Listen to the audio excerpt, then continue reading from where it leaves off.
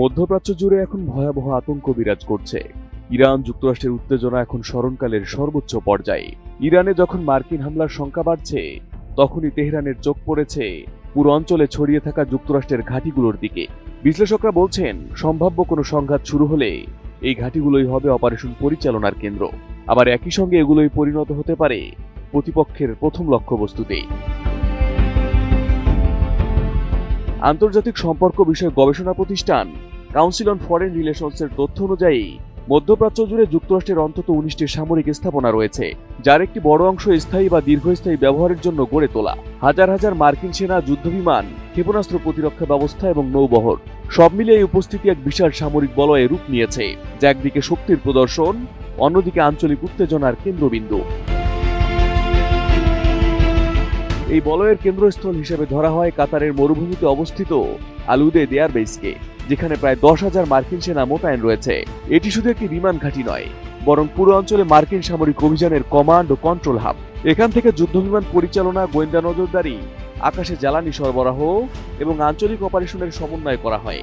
সামরিক বিশেষজ্ঞদের মতে এত বড় অবকাঠামো একে কৌশলগতভাবে অত্যন্ত গুরুত্বপূর্ণ করে তুললেও একই সঙ্গে এটি ইরানের ক্ষেপণাস্ত্রের লক্ষ্যবস্তুতে পরিণত হওয়ার সর্বোচ্চ ঝুঁকিতে রয়েছে। পারস্য উপসাগরের আরেক প্রান্তে বাহরাইনে অবস্থিত নেভাল সাপোর্ট অ্যাক্টিভিটি বাহরাইন মার্কিন নৌশক্তির প্রধান ঘাঁটি, যেখানে প্রায় 9,000 সেনা অবস্থান করছে। এখান থেকে যুক্তরাষ্ট্রের পঞ্চম নৌবহর উপসাগরীয় জলসীমা, লোহিত সাগর ও আশপাশের সমুদ্রপথে টহল ও নিরাপত্তা কার্যক্রম পরিচালনা করে। সমুদ্র নির্ভর এই শক্তি জ্বালানি রুট সুরক্ষিত রাখার জন্য অত্যন্ত গুরুত্বপূর্ণ। কিন্তু সংঘাতের সময় সমুদ্রভিত্তিক ক্ষেপণাস্ত্র বা ড্রোন হামলার ঝুঁকিও এখানে সবচেয়ে বেশি বলে ধরা হয়।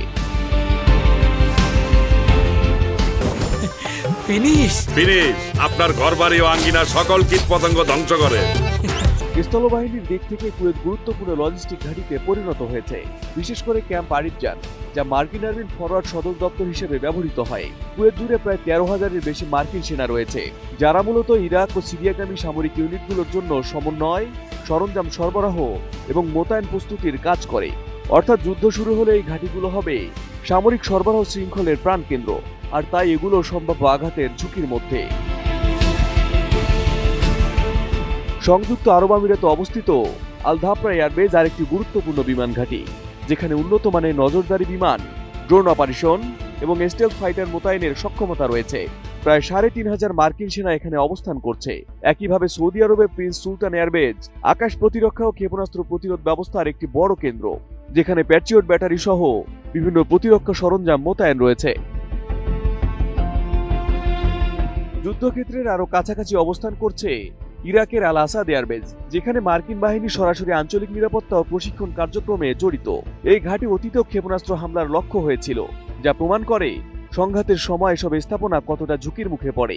অন্যদিকে তুরস্কের ইনক্রিলিক এয়ারবেজ ন্যাটো কাঠামোর মধ্যে একটি গুরুত্বপূর্ণ সংযোগ ঘাঁটি, যা ইউরোপ ও মধ্যপ্রাচ্যের সামরিক কার্যক্রমের মধ্যে সেতুবন্ধন তৈরি করে।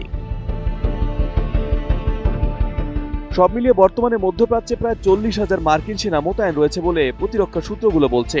এই উপস্থিতি শুধু সামরিক শক্তির প্রদর্শন নয়, এটি একটি বিস্তৃত নেটওয়ার্ক, যেখানে প্রতিটি ঘাঁটি অন্যটির সঙ্গে কৌশলগতভাবে যুক্ত।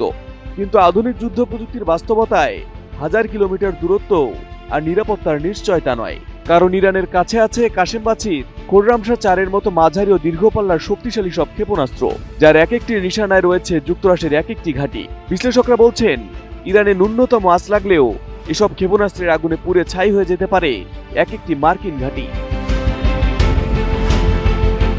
Arif Hasan, ATN news.